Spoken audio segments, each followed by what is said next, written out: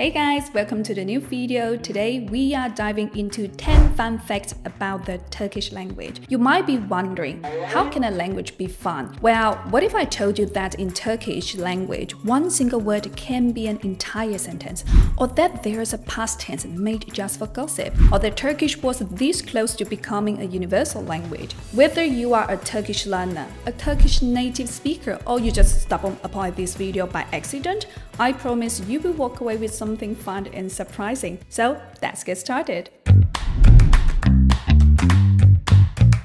Ever wish you could say a full sentence with just one word? In Turkish, you can. Oh my god! Thanks to its wild suffix system, words don't just grow, they mutate into full conversations. For example, gidemeyecekmişsiniz, which translates to apparently, you will not be able to go. Wait, what? That's one word. What? Here's how Turkish glues meaning onto a word like a never-ending sandwich. Git, go. To, me, not. Yiyecek, will.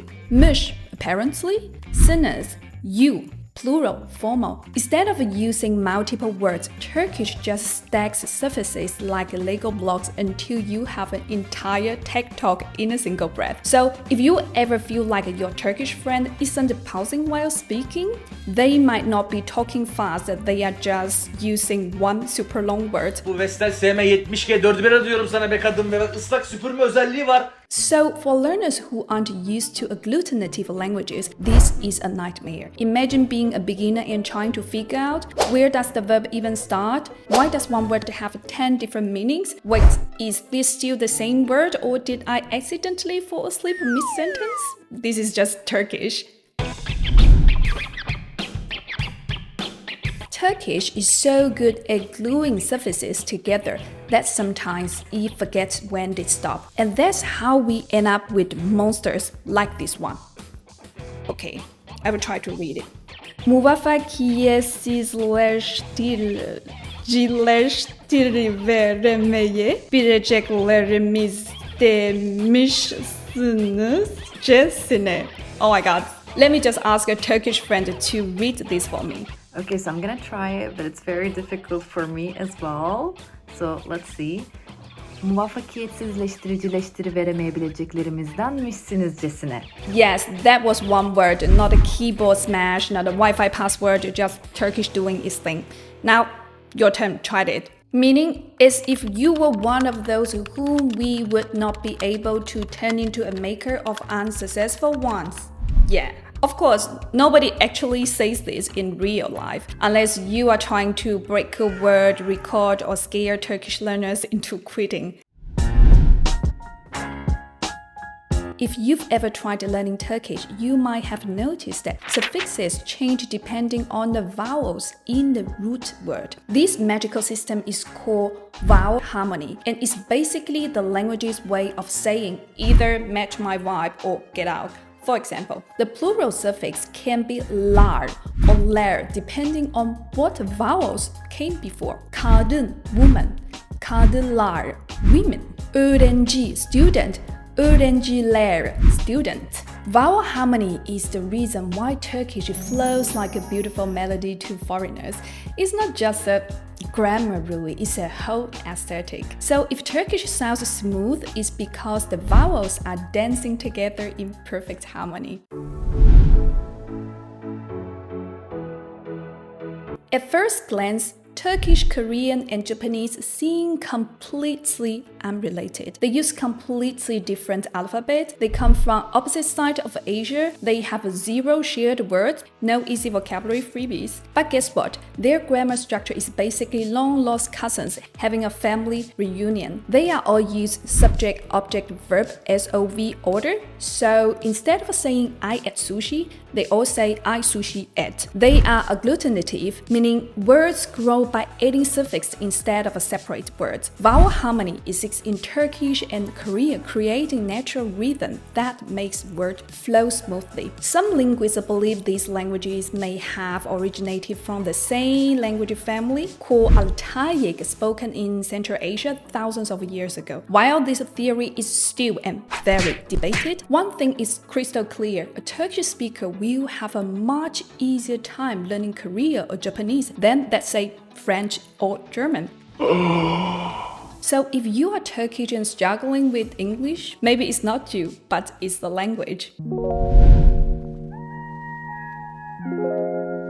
Turkish look at gendered language like English, Spanish, and German and say, too much effort, let's keep it simple. That's right, Turkish has no gender nouns and pronouns. No, zero. In English, he's a doctor, she's a doctor. In Turkish, o doktor, that's it. No he or she, just o. Yes, in Turkish, o can mean he, she, or even it. This blows the minds of people from gendered languages. Imagine never having to worry about whether a table is masculine or feminine. In Turkish, a table is just a table. Life is easier there. But this also creates some hilarious problems when translating. Turkish, o geldi. English speaker, wait, who came? A man, a woman, a cat, a ghost? So while Turkish makes gender super easy, it also means that the Turkish speakers sometimes forget to specify who the heck they are talking about in English.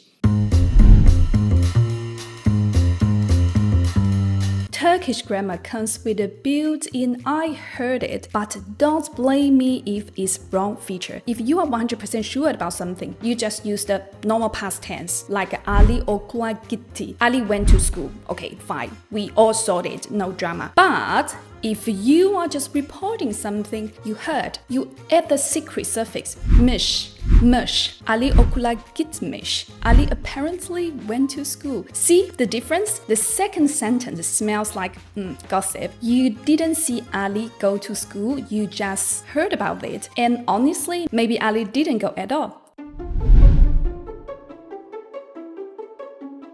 Before Atatürk's language reform, Turkish wasn't just sprinkled with Persian and Arabic words, it was practically drawing in them. Some sentences were so long and complicated that even native Turkish speakers needed a dictionary to understand their own language. This was because during the Ottoman Empire, Persian and Arabic were seen as prejudiced, and educated people loved using these words to sound more intellectual. But the downside, regular people struggle to understand official documents and literature. As part of Atatürk's modernization reform, thousands of foreign origin words were replaced with Turkish equivalent to purify the language. The goal was to make Turkish more accessible and easier to learn. However, not all loan words disappeared. Some were just too common to replace, so they survived the feud. These include saat, clock, kitab, book, merhaba, hello.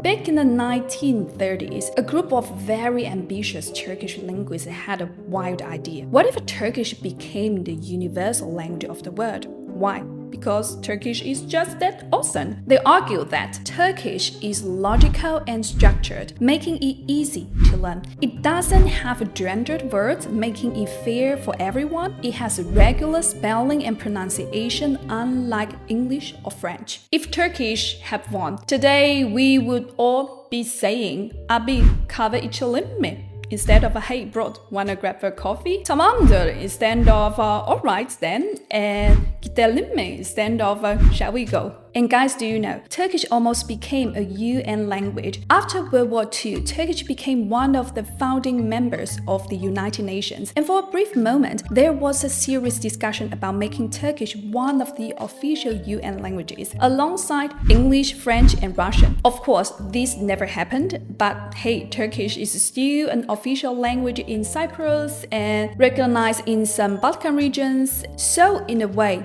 it did go international.